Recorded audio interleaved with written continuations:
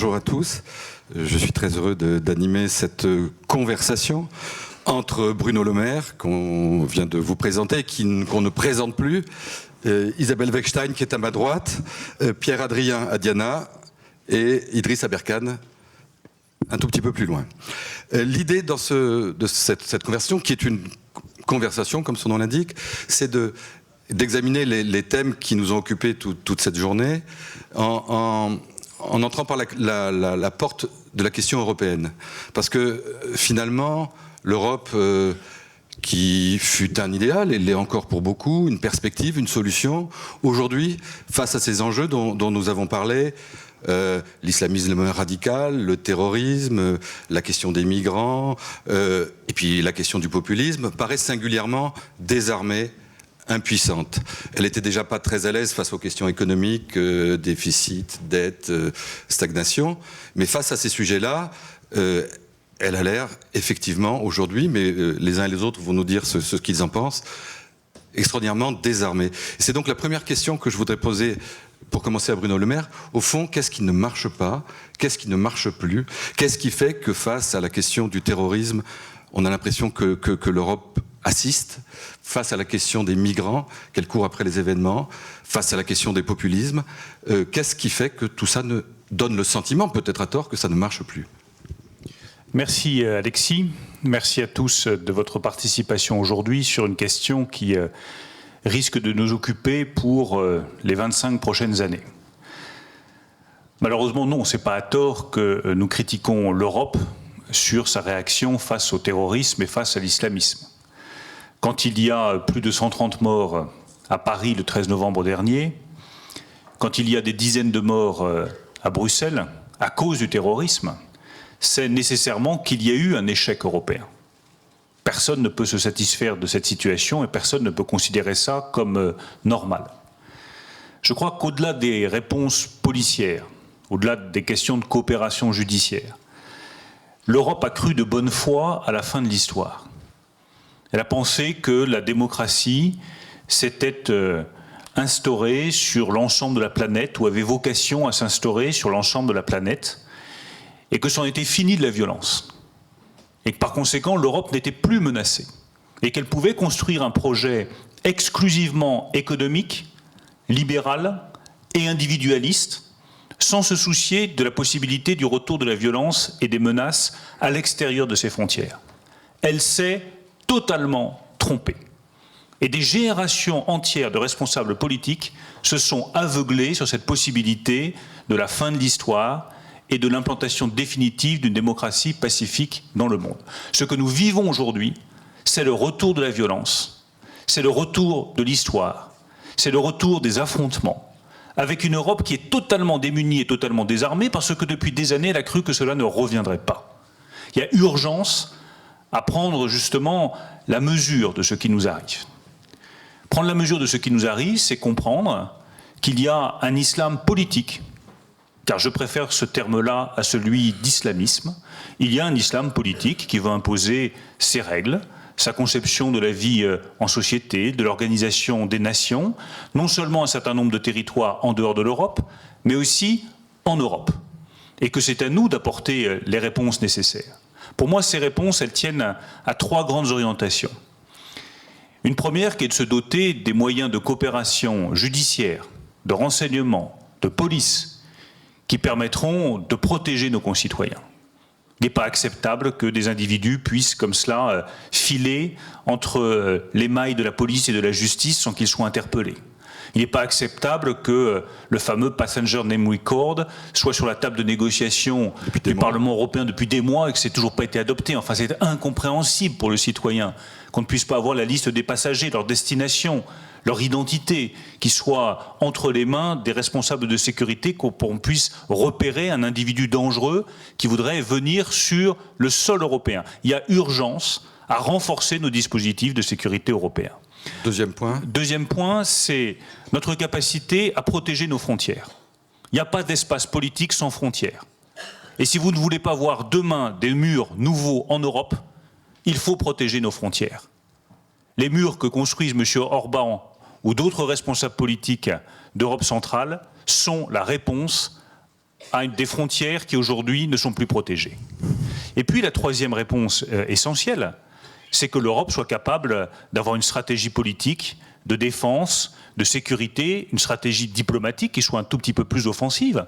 La manière dont nous négocions avec la Turquie aujourd'hui l'accord UE-migrants est un scandale. Un pur scandale. Qu'on échange l'intégration de la Turquie contre la gestion des réfugiés, sans savoir la manière dont seront traités les réfugiés, et tout en sachant pertinemment que nous n'accepterons jamais la Turquie dans l'Union européenne, nous Français, c'est un jeu de dupes, et ces jeux de dupes sont dangereux. La manière dont nous traitons avec l'Arabie Saoudite, depuis des années, mettons là aussi les choses au clair, alors que nous savons qu'une grande partie de cet islam politique se nourrit d'idées, de convictions qui sont défendues par l'Arabie Saoudite, c'est une erreur stratégique pour les années à venir. Eh bien, il serait peut-être temps que l'Europe fasse un peu moins de commerce et un peu plus de politique. Sécurité, frontières, affirmation diplomatique et militaire réelle. Isabelle Weckstein, vous êtes avocate, vous êtes très impliquée dans la question des rapports des jeunes issus de l'immigration avec leur identité. Vous venez de réaliser, de coécrire un documentaire qui a été diffusé récemment sur France 2. Qu'est-ce que vous pensez de ces 3 points du programme de Bruno Le Maire? Qu'est-ce que vous lui diriez? Alors, moi, je lui dirais que d'abord, j'aurais bien aimé l'entendre sur l'éducation, parce que... On va y venir. Alors, je vais répondre sur les 3 points. J'adhère. Maintenant, très concrètement, je ne sais pas exactement ce que ça veut dire. Alors, il a abordé quand même plusieurs choses assez différentes, mais je sais que la coopération judiciaire, par exemple, elle existe aujourd'hui. Je sais que j'ai lu votre ouvrage pour préparer, puisque j'ai appelé votre directeur de campagne. Il m'a dit il faut lire votre ouvrage, c'est ce qu'il y a dans votre ouvrage qui décrit votre campagne. Bon, je suis restée un petit peu sur ma faim parce que j'ai trouvé que c'était très incantatoire, mais je suis pas là pour... Et j'ai pas vu des solutions extrêmement concrètes, en tout cas sur le judiciaire. Par exemple, j'ai vu que vous parliez de l'action des magistrats, qu'il fallait qu'il y ait plus de répression, qu'il y ait plus de condamnation. Mais vous voyez, j'entendais Jean-Jacques Urvoas sur France Inter il y a 3 jours qui tenait exactement le même discours et qui disait on n'a plus d'argent, on fait travailler des associations, on peut pas payer les gens. Donc très concrètement, on ne peut qu'adhérer à ce que vous dites. Mais d'abord, moi je pense qu'il y a un constat à faire en amont qui est celui de l'éducation. C'est pas un sujet complètement différent parce qu'on a vu toute la matinée, on a parlé de ces jeunes à l'école, tout en disant que les jeunes issus de l'immigration, c'est pas tous des djihadistes en puissance, loin de là. Mais on a, je crois savoir que vous allez dans les banlieues. Je crois que vous voyez que dans les banlieues, il y a quand même une ghettoisation de cette jeunesse qui se retrouve dans des établissements scolaires entre eux. On voit un certain nombre de problèmes. On voit les problèmes auxquels sont confrontés les enseignants, par exemple. Et moi, ce que j'ai envie de vous demander, c'est qu'est-ce que aujourd'hui vous pensez qu'il faut faire pour faire en sorte que ces jeunes qui sont en perte de repères, je sais que vous n'aimez pas le terme d'identité, vous préférez culture, vous dites c'est un islam politique, pas d'islamisme. Pour moi, c'est un peu sémantique toutes ces distinctions. Qu'est-ce qu'il faut faire? Comment il faut s'y prendre très concrètement pour qu'on ne peut pas tout laisser sur le dos des professeurs qui ont déjà un enseignement à dispenser, mais comment vous voyez les choses quand on voit qu'ils ont très peu de moyens pour éduquer, enseigner la citoyenneté, qu'ils sont obligés de suivre des programmes, qu'ils nous expliquent que pour faire en sorte que ces jeunes ne basculent pas justement dans cette lutte qui est le djihadisme, il faut inculquer, enseigner ces valeurs. Comment on fait concrètement pour que ça marche? C'est ça que j'ai envie de vous demander. Bruno Le Maire, oui. Que fait-on à l'école?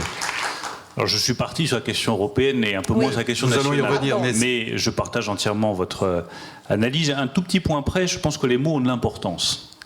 Je ne dis pas islamisme, et je dis islam politique, parce que je pense que ça décrit mieux la réalité des ambitions de ceux qui se cachent derrière cet islam politique. Le wahhabisme, le salafisme, la volonté que les convictions intérieures puissent s'imposer à l'ensemble de la société. Et c'est tout ça l'islam politique. Et je pense qu'il faut le dire pour protéger ce que nous sommes comme société et protéger aussi tous les citoyens français de confession musulmane qui ont parfaitement compris que la religion était de l'ordre de la sphère privée et intime et pas de la sphère publique. Et de ce point de vue-là, l'islam politique nomme, à mon avis, mieux les choses. Ensuite, oui, l'éducation est la priorité absolue. Le rétablissement de l'autorité des enseignants. La capacité d'un chef d'établissement à faire respecter l'ordre dans son établissement. Les mots ont un sens. Je veux qu'un chef d'établissement soit chef dans son établissement. Pas forcément un enseignant parmi d'autres qui a été coopté ou qui a passé un concours, mais qui est une vraie formation de chef d'établissement, qui soit capable de sanctionner les comportements inacceptables, capable de sanctionner lorsque des parents viennent provoquer des enseignants, ne les respectent pas, capable de sanctionner lorsque des élèves sont violents, se comportent mal, ne respectent pas l'autorité de leur professeur. J'étais à Saint-Omer, dans le Pas-de-Calais, il y a quelques jours. J'ai discuté avec des mères de famille qui me disent « Vous n'imaginez pas la violence qu'il peut y avoir aujourd'hui dans les cours de récréation, l'impuissance des enseignants. Et nous, ce que l'on demande, c'est que les chefs d'établissement soient capables de sanctionner ces comportements, plutôt que de les cacher et de les dissimuler. Ce n'est pas uniquement une question de moyens, même si ça compte, c'est aussi une question de rétablissement de l'autorité en ayant des fonctions bien distinctes entre celui qui est principal de collège, chef d'établissement, et celui qui est enseignant. Celui qui est chef, il dirige, celui qui est enseignant, il enseigne, et il n'éduque pas à la place des parents. Derrière l'éducation, il y a un projet, à mon avis, encore plus important, qui est celui de la culture. Oui, je parle de culture plus que d'identité. Je pense que la vraie faiblesse française, c'est son renoncement à sa culture.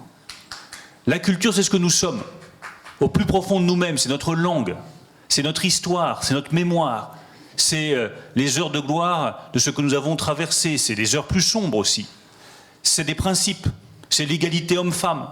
C'est le fait que dans la société française, les femmes sont visibles et doivent rester visibles.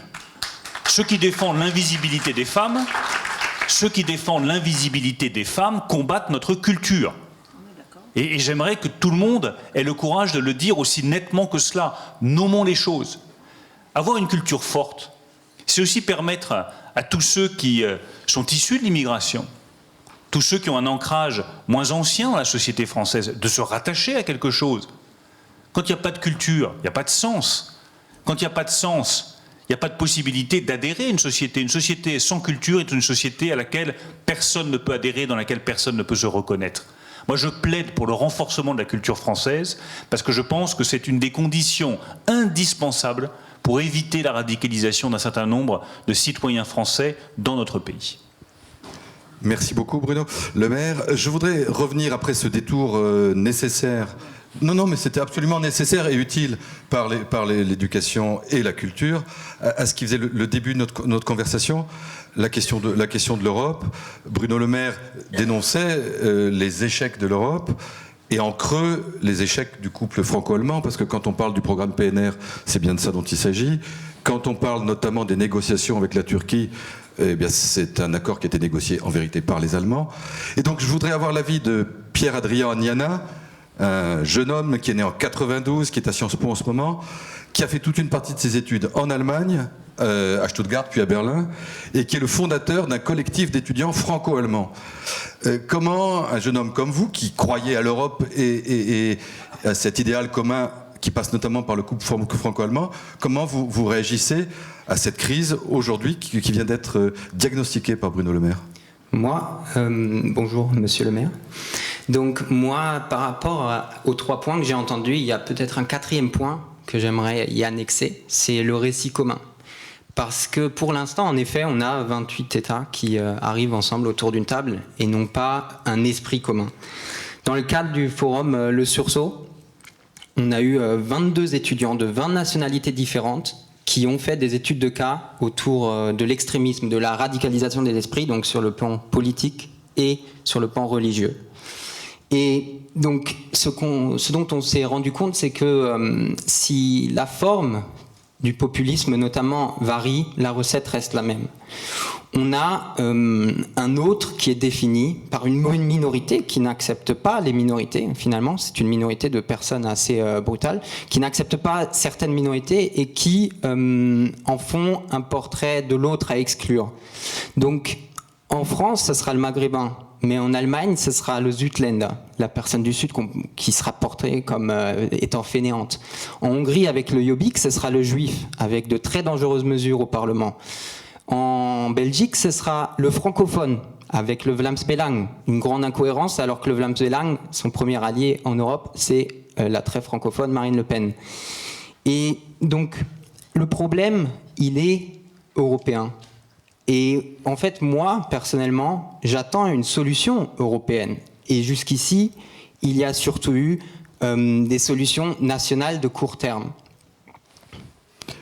Oui, et pourquoi cette absence de solution européenne? Est-ce que ça veut dire que les intérêts des États, des nations sont maintenant à ce point divergents qu'il n'y a plus de solution commune, que l'Europe n'est pas finalement la taille pertinente entre les questions qui concernent la nation et celles qui concernent le monde? Quand on parle de migrants, c'est un phénomène mondial. Comment vous expliquez cette absence aujourd'hui de réponse européenne? Je voudrais reprendre la belle formule de Pierre Adrien, son 4e point, qui est le récit commun. Il faut faire notre deuil d'un récit commun à 28. Voilà ce que je crois profondément. Nous n'arriverons pas à construire un récit commun dans les prochaines années face à la crise des migrants, face à la menace terroriste à 28. Tout simplement parce que ce dont je peux témoigner, après avoir été ministre chargé des Affaires européennes, c'est que les divergences sur la conception de l'Union européenne sont trop fortes et qu'il y a un combat au sein de l'Union européenne qui est un combat à mort, entre ceux qui estiment que l'Union européenne est une construction strictement économique, libérale, un vaste marché qui a vocation à être une zone commerciale parmi les plus prospères du monde, c'est parfaitement respectable comme idée, mais ce n'est pas la mienne. Et une autre idée, qui est celle que nous portons depuis le début, d'une Europe qui aurait vocation à défendre des valeurs, à défendre des principes, à défendre l'état de droit, à porter un projet politique d'affirmation d'une puissance entre la puissance américaine, la puissance chinoise et les nouvelles puissances émergentes. La conclusion à laquelle je suis arrivé un peu tristement, il n'y a pas de réconciliation possible entre ces deux Europes. Et l'erreur historique que nous avons commise, mais que peut-être le Brexit va nous aider à corriger, c'est de penser que l'on pouvait réconcilier ces deux approches. Elles ne sont pas réconciliables. Ce serait une chance pour vous, le Brexit ? Je pense que si les Britanniques sortent, il ne faut pas le vivre comme une défaite de l'Europe, il faut le vivre comme l'opportunité de reconstituer une Europe dans un format plus restreint, avec une vraie vocation politique. Mais ce que vous définissez là, ces deux conceptions de l'Europe expliquent sans doute une part du problème. Mais dans le rapport entre la France et l'Allemagne, en gros, la France et l'Allemagne ont à peu de choses près la même conception de l'Europe. Or, on voit par exemple dans l'affaire des migrants que les divergences d'analyse politique entre les dirigeants français et les dirigeants allemands sont patentes. Donc, ce n'est pas une question de deux conceptions de l'Europe, c'est autre chose. Là, c'est encore autre chose. Quelques remarques en vrac sur cette question essentielle. Première remarque, je n'ai jamais vu en 15 ans d'expérience politique un Conseil européen préparé entre la chancelière allemande et le Premier ministre turc.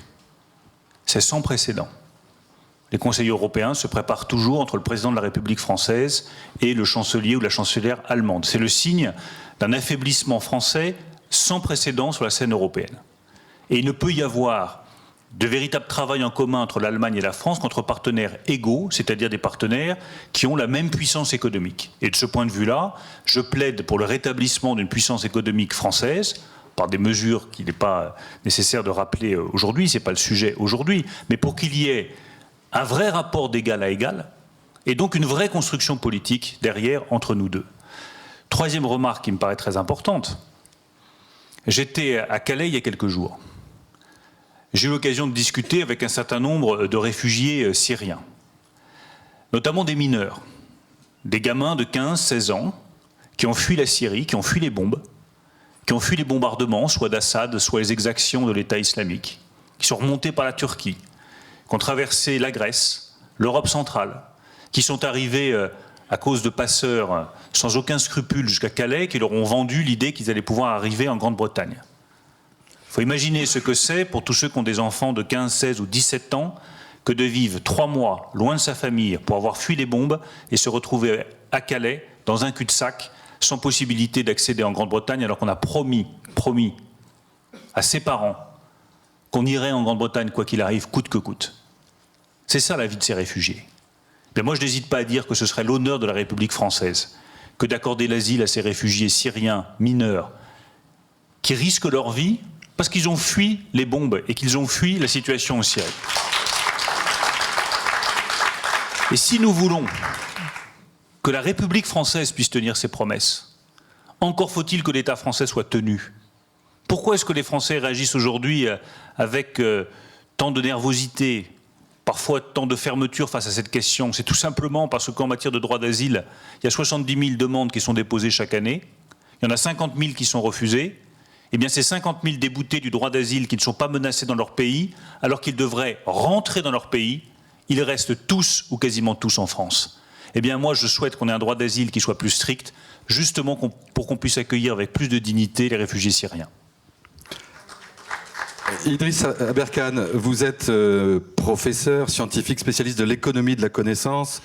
Vous êtes passé par l'université de Cambridge, vous êtes chercheur, vous êtes aujourd'hui à Central Supélec, vous êtes affilié à Stanford. On parle beaucoup d'Europe, vous avez un peu le regard du grand large et du monde sur cette réalité européenne.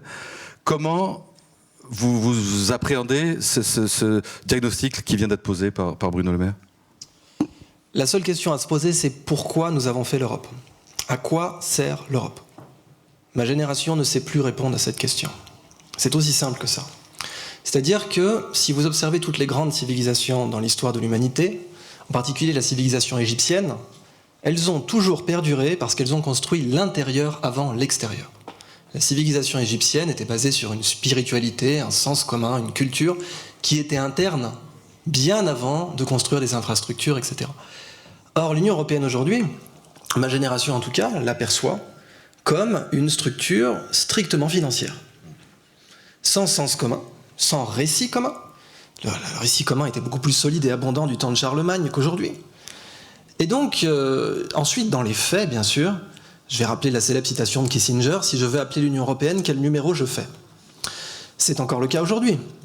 Il n'y a pas, par exemple, de service militaire européen, ou même de service civique européen. Si jamais je veux aller travailler en Allemagne, eh bien, une banque française ne me consentira même pas un prêt pour acheter un bien en Allemagne. Quant aux opérateurs téléphoniques, bien entendu, il faudra que je change d'opérateur quand j'irai en Allemagne plutôt qu'en France. Ces petits détails montrent que, aussi bien dans la vie de tous les jours, mais que dans le sens profond, l'Union européenne est encore en gestation. J'abonde dans le sens de M. Le Maire quand il dit qu'un récit commun à 28 était beaucoup trop ambitieux. Et en ce sens, bien sûr, nous avons eu beaucoup de mal à distinguer l'intérêt de l'Europe et l'intérêt de l'OTAN, qui était une extension européenne à 28, et l'intérêt d'une Europe qui aurait été un couple franco-allemand qui fonctionne. Donc pour moi, l'enjeu, c'est vraiment de diffuser le sens. Et pour avoir grandi en banlieue, je peux vraiment vous dire que l'infrastructure du sens, c'est très important. Les civilisations modernes ont besoin de faire circuler le sens comme les civilisations anciennes faisaient circuler l'eau ou les voies romaines. Et ce sens ne circule pas, par exemple, en banlieue. Du coup, il y crée du désespoir. Comment appelait-on les bandits dans le Mexique du Far West? Quel était leur nom? Los Desperados, les désespérés. Nous créons du désespoir. Je pourrais vous parler de deux situations. La première, c'est celle de ce pilote qui a décidé d'emporter son avion avec tous ses passagers sur une montagne de Provence. Est-ce que vous vous rappelez de son nom? Qui se rappelle de son nom? Est-ce que vous pourriez lever la main, ceux qui se rappellent de son nom? Quasiment personne dans la salle. Est-ce que vous vous rappelez du nom? Ça, c'est une colle. On aurait, voilà, une ou deux, vous n'avez même pas son nom de famille. Est-ce que vous vous rappelez du nom d'un des terroristes des attentats de Charlie Hebdo? N'est-ce pas? Ils ont fait 10 fois moins de morts. Dans les deux cas, cependant, la cause était la même. Vous avez des jeunes qui n'ont pas pu donner de sens à leur vie, qui cherchent à donner du sens à leur mort. Il y avait quand même une dimension psychiatrique, semble-t-il, dans le cas de la Germanwings. Et dans le cas de Lubitz, mais posez-vous simplement la question, s'il était effectivement un cas psychiatrique, et en particulier psychotique, pourquoi décider d'emporter 120 personnes avec lui? Il aura écrit dans sa correspondance qu'il désirait partir en faisant le plus de bruit possible. Donner un sens à sa mort. Faire que sa mort soit la plus médiatisée possible. Pour avoir beaucoup étudié ce cas, je peux étudier le cas d'Andreas Lubitz et des autres desperados que nous produisons dans nos sociétés.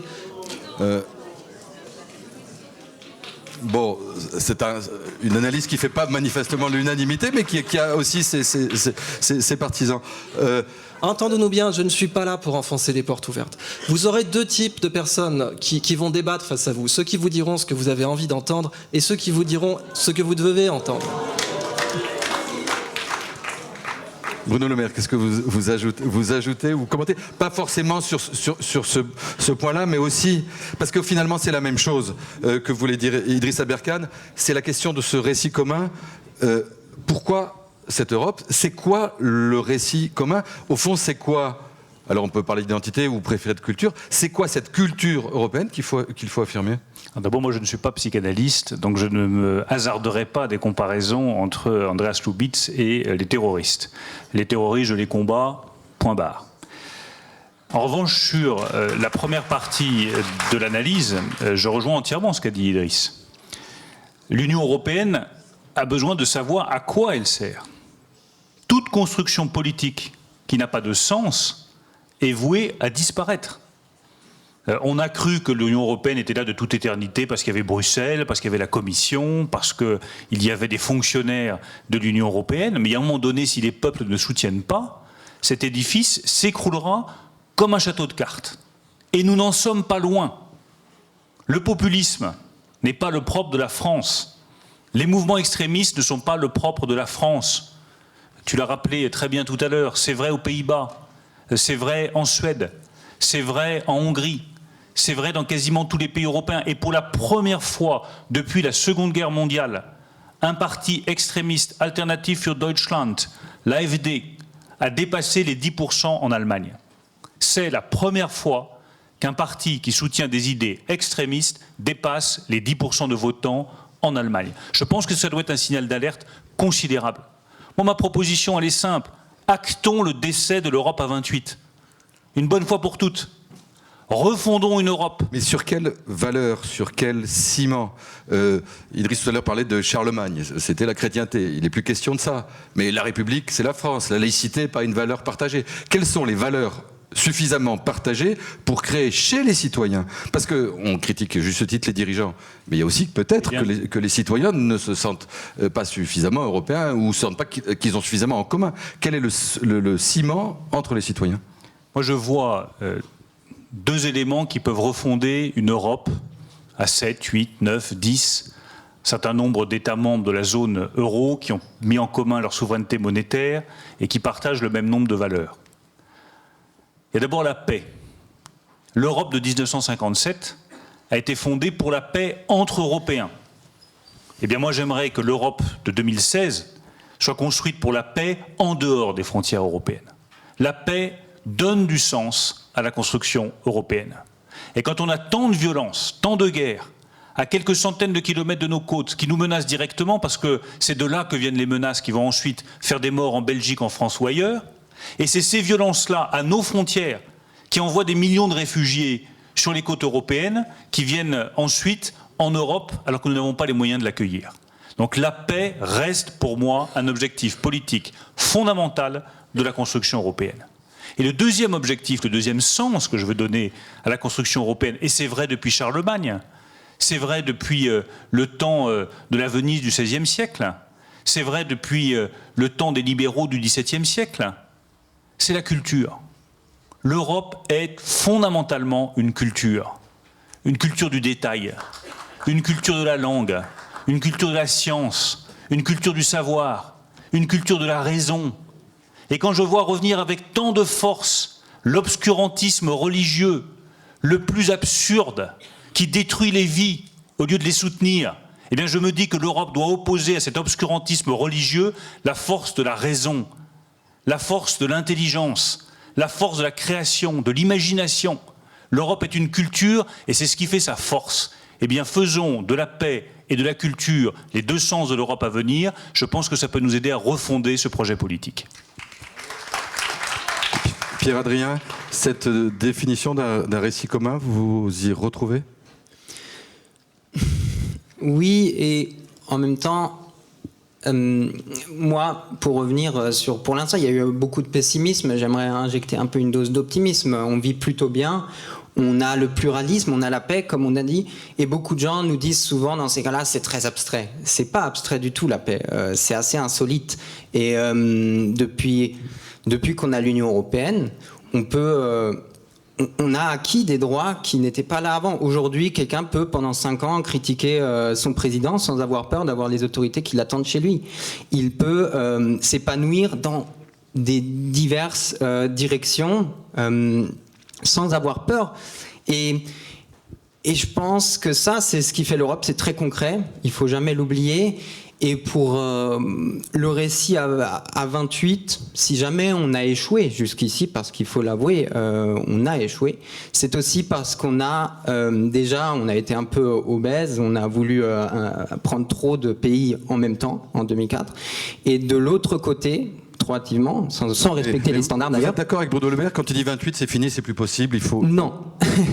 Mais non, parce que notre erreur, ça a été aussi, et surtout de l'Occident, et on le voit tout le temps dans le master aussi, où j'ai beaucoup de gens de l'Est, c'est qu'on les a jamais intégrés dans le récit, on n'a jamais essayé de les intégrer dans le devoir de mémoire européenne, dans énormément d'autres...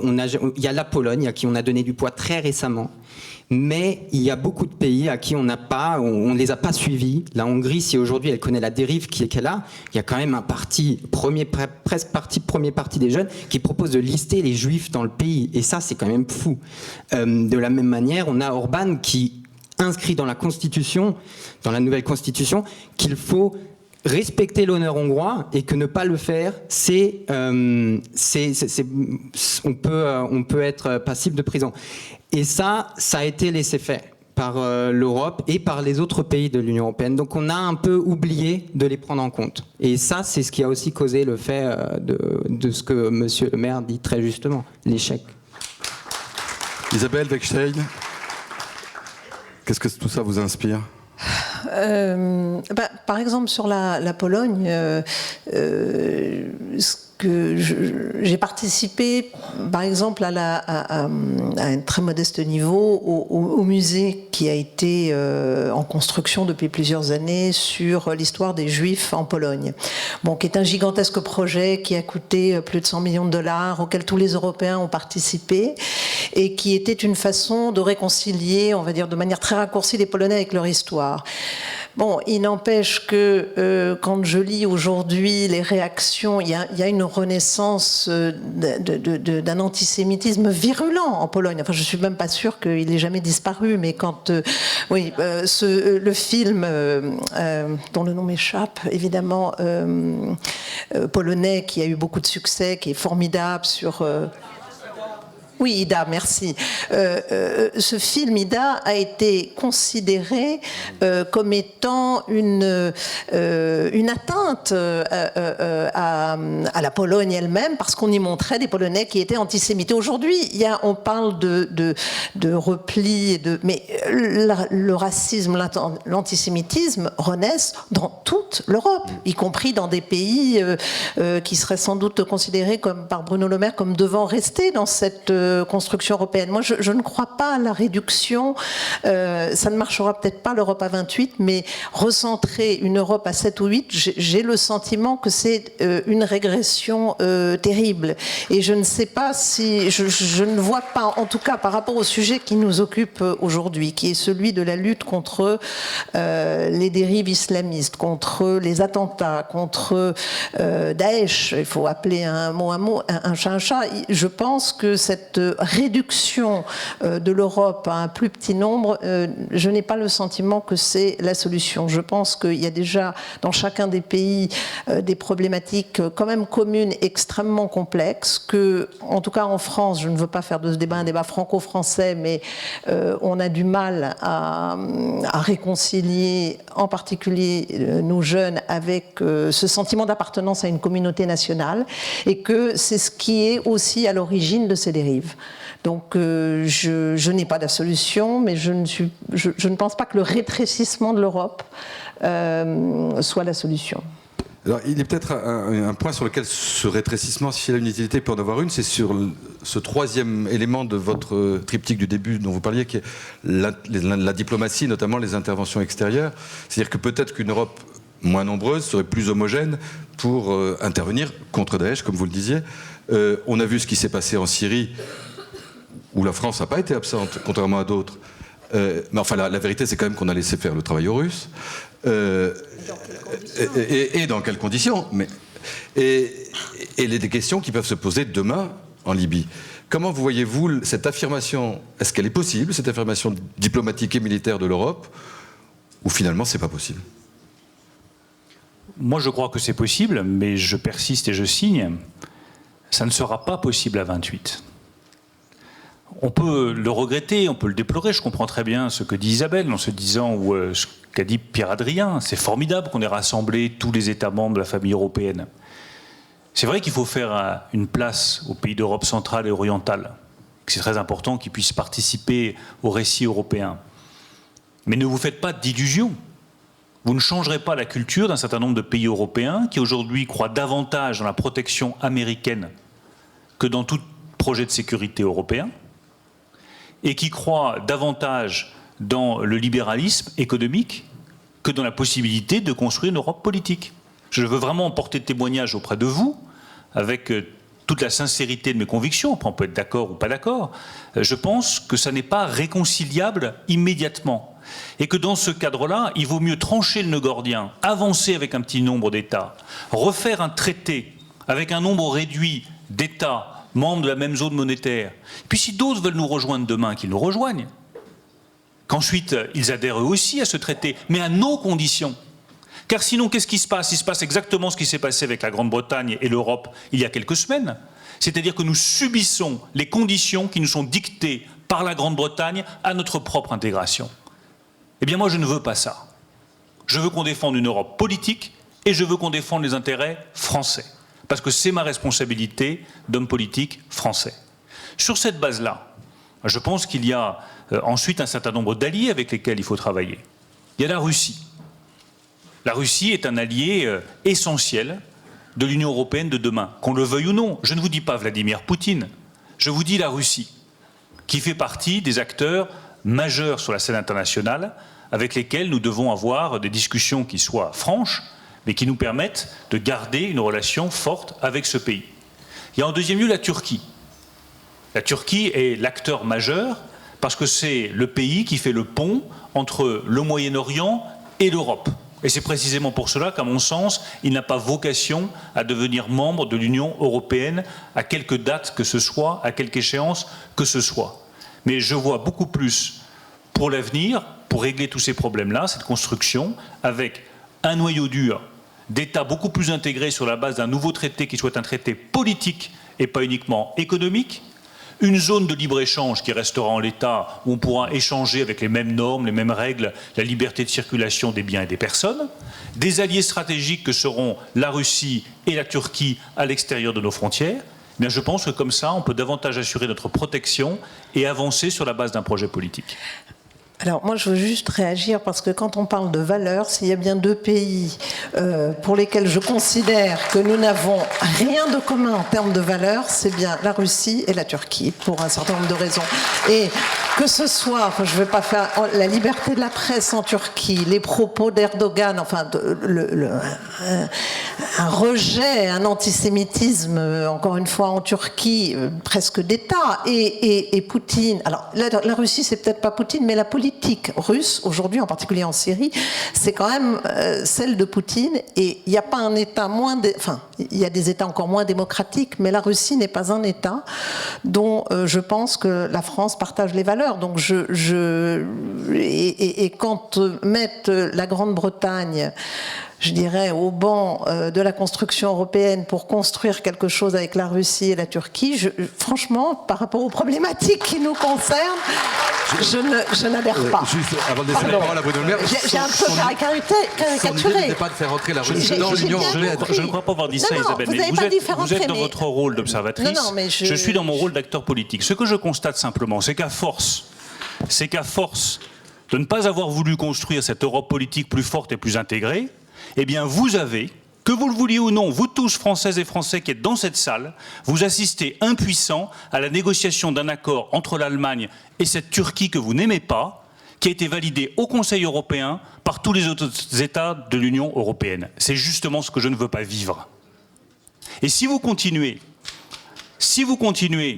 à vouloir avoir une Europe à 28, sans intégration politique plus forte, si vous rejetez la Turquie et que vous rejetez la Russie, eh bien nous serons exactement dans la situation que nous vivons aujourd'hui.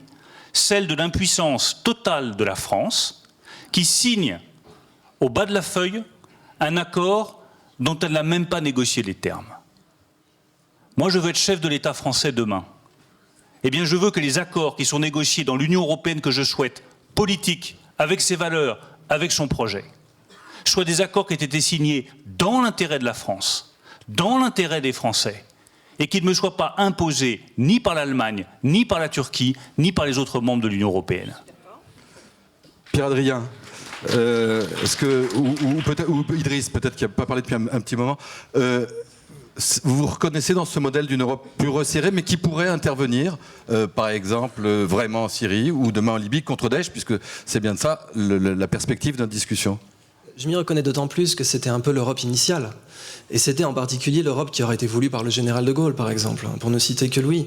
Il fallait un leadership fort, effectivement, un couple franco-allemand qui fonctionne, et une initiative de défense. La capacité à pouvoir intervenir quand c'est nécessaire, selon nos intérêts bien sentis, et de pouvoir bien sûr nouer des traités diplomatiques avec les puissances appropriées.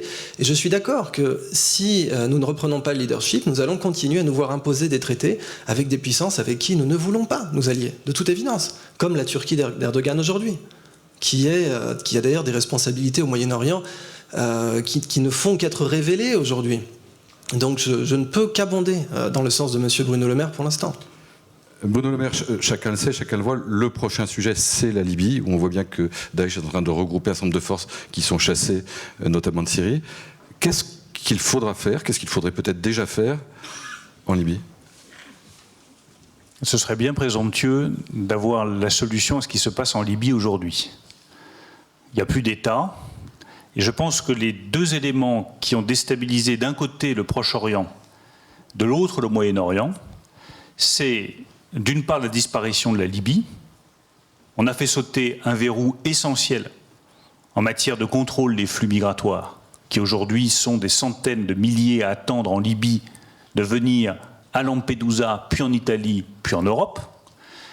Et le deuxième verrou qui est tombé, c'est celui de l'Irak, qui était un élément de stabilisation du Moyen-Orient, qu'on apprécie ou pas la puissance irakienne, le rôle de Saddam Hussein et de la dictature qu'il a représentée, le fait que l'Irak ait disparu comme État est un facteur de déstabilisation de l'ensemble du Moyen-Orient. Donc maintenant, l'Europe doit affronter cela. Elle doit vivre avec un étranger proche totalement déstabilisé. Idriss a cité tout à l'heure l'Égypte. Moi, je suis assez inquiet aussi de ce qui se passe en Égypte. Je suis inquiet de ce qui se passe dans le désert du Negev. Je pense qu'on se fait une illusion totale sur la situation de l'État islamique. On pense que parce qu'on a repris Palmyre, on a vaincu l'État islamique. C'est une erreur totale. L'État islamique reste puissant. Il est présent en Libye. Il est présent dans la bande subsaharienne. Et les actions que nous menons au Mali, aussi courageuses soient-elles, n'empêchent pas les terroristes de l'État islamique de frapper dans la corne de l'Afrique. Mais pardon, mais on fait quoi? Donc la réponse que je veux vous apporter, c'est une Europe politique capable d'intervenir militairement contre l'État islamique. Je rappelle la proposition que j'ai faite et que je maintiens. Nous avons besoin d'une coalition militaire internationale associant les États de la région et des États européens, dont la Grande-Bretagne, qui est une grande puissance militaire, pour lutter contre l'État islamique, y compris avec des troupes au sol. Je maintiens cette proposition. Car on se fait des illusions en pensant que nous pourrons nous passer d'intervention militaire. À l'époque, vous parliez de la Syrie. Je parlais de la Syrie. Nous verrons quelle est l'évolution de la situation en Libye. Mais l'Europe se voile complètement la face en pensant qu'elle pourra se passer d'intervention militaire demain et de stratégie politique en même temps pour arriver à recomposer un Moyen-Orient et un Proche-Orient plus stable qu'il ne l'est aujourd'hui.